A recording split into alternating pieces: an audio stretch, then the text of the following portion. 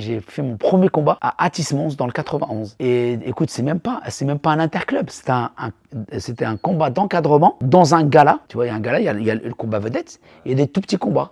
Et moi, c'était mon premier combat, en fait, avec casque. Et je gagne le premier combat. Et on me donne une médaille. J'étais comme ça, je vois que les gens m'applaudissent. Et j'étais préparé et tout. Après, je fais le deuxième combat. Après, j'ai fait le troisième et j'ai dit, j'arrête le foot. Si je gagne le troisième, j'arrête le foot. J'ai arrêté le foot. Et depuis 1985, depuis juin 85, j'ai tout gagné jusqu'au 16 avril 1991. Parce que mon entraîneur, il me disait, tu vas être champion du monde, c'est sûr, c'était sérieux. Je me dormais tôt, je faisais pas la fête. Mes potes du 11e arrondissement, à l'époque, ils fumaient des bedos.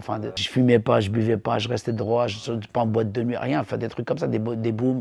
J'ai toujours, voilà, et je courais le matin, j'allais. Et après, j'ai été plus jeune champion de France professionnel à 17 ans. J'ai battu le champion d'Europe de boxe time, et les gens, ils ont jamais compris parce qu'en fait, mes entraîneurs, ils avaient fait un combat à Gennevilliers. Il y avait un championnat du monde de kickboxing d'un grand champion qui a 10 ans plus que moi, qui s'appelait Richard Silla. Et j'ai fait un super combat. Et en fait, les gens, mes entraîneurs, ils ont pris pour des fous, en fait. Parce qu'ils ont dit comment, 17 ans, et l'autre, il avait 29 ans. Et en fait, c'était pas possible de le battre. Le rédacteur en chef de Karaté Bushido m'a dit, si tu le bats, je te mets en couverture. Parce que j'ai fait un championnat de France professionnel. C'est là que j'étais champion de France, en fait. Plus jeune champion de France, 17 ans. Et il m'a mis dans le cahier contact, mais pas le couverture, mais le cahier contact. Il m'a fait une superbe interview.